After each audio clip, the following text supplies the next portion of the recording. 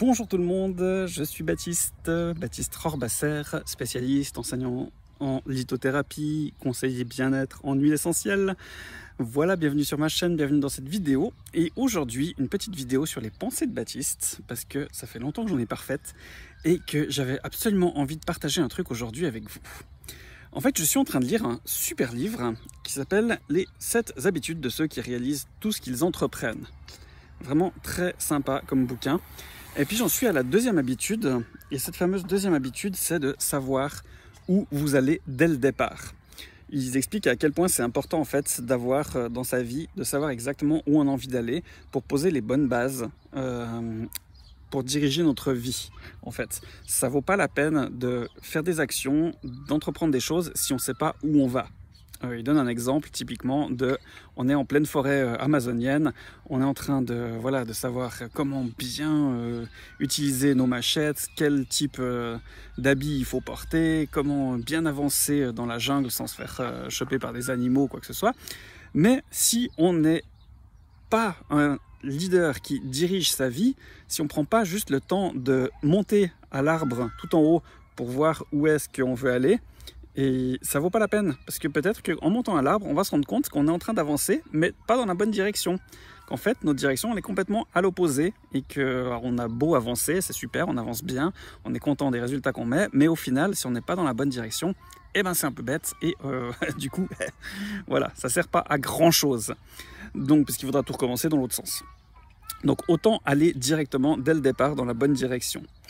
Puis ben ça, en fait, ça m'a pas mal fait réfléchir là ce matin, et je me suis rendu compte en fait à quel point ben j'étais pas du tout en fait là-dedans, et j'avais pas forcément le point en fait vers lequel j'avais envie d'arriver. Donc il a fallu vraiment que je prenne un petit moment pour moi, pour reposer en fait, c'est quoi qui est important pour moi, où est-ce que j'ai envie d'aller dans la vie. Et j'avais envie de vous partager ça parce que je pense que c'est important vraiment de savoir où on a envie d'aller. Parce que si on se laisse dicter par les choix des autres, ben, on est passif en fait. On n'est pas acteur proactif de notre vie, de notre réalité, mais on est complètement passif, et c'est pas forcément la meilleure des manières de vivre. Après, ça peut peut-être convenir à certaines personnes, mais perso, je l'ai été très longtemps. J'y laissais vraiment les autres dicter ce que j'allais faire dans ma vie. Et puis voilà, famille, entourage, etc., toutes les pressions sociales. Et en fait, je me rends compte à quel point j'ai plus du tout envie de ça, en fait. J'ai plus envie de vivre en fonction des autres. J'ai envie d'être libre de faire ce que j'ai envie, d'être heureux dans mes choix, qui conviennent ou qui conviennent pas aux autres. Bah finalement, l'important, c'est que ça me convienne à moi, en fait.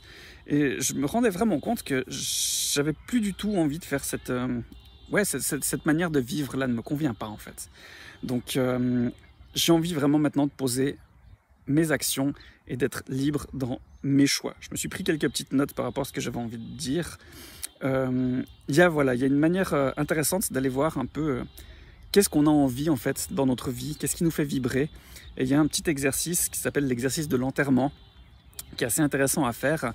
Si vous avez envie de le faire, je le détaillerai peut-être encore un peu en dessous de la vidéo. Imaginez que vous êtes à un enterrement et que vous avez en fait 4 personnes qui sont là pour parler à cet enterrement, et cet enterrement en fait c'est vous. Vous êtes à votre propre enterrement et vous avez 4 personnes qui vont prendre la parole.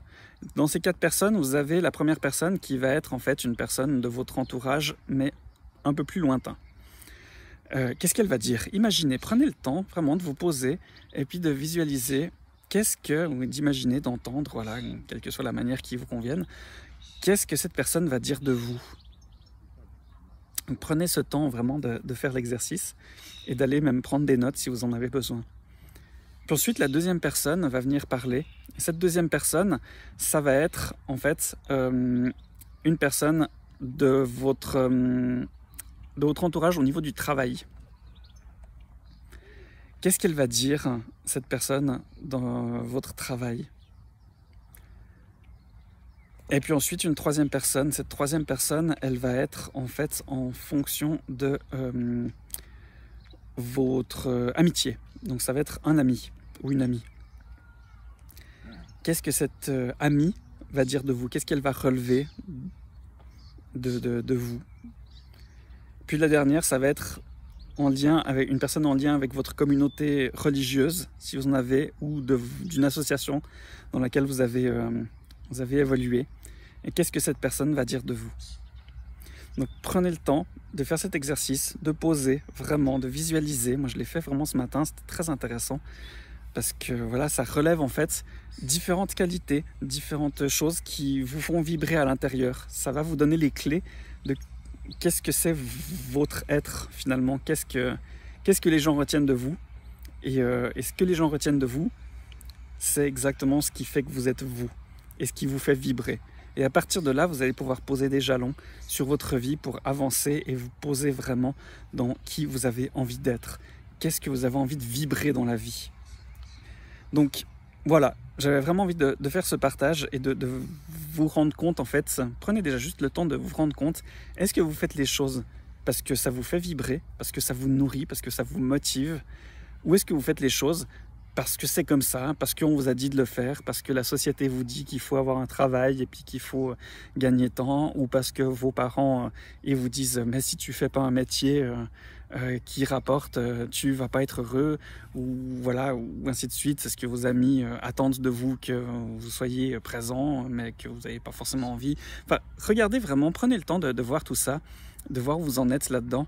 Et franchement, moi je l'ai fait là ce matin et ça m'a vraiment beaucoup résonné. Et je pense que je vais vraiment continuer dans cette voie-là et de déculpabiliser, de ne pas forcément toujours faire ce que je veux. Et du coup, à chaque fois que je me rends compte que je ne fais pas quelque chose qui vibre en moi, bah, je vais essayer de le changer.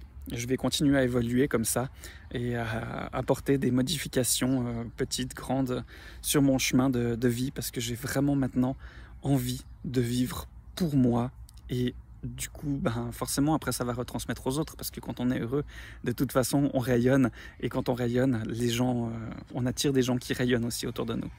Donc voilà, je vous souhaite de trouver votre vibration, de rayonner votre être et d'être heureux, heureuse dans quoi que vous fassiez dans votre vie. Voilà, je vous souhaite une excellente journée, une excellente suite sur YouTube ou ailleurs.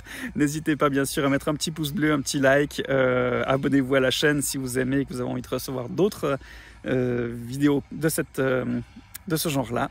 Et puis je vous dis à très bientôt. Bye bye.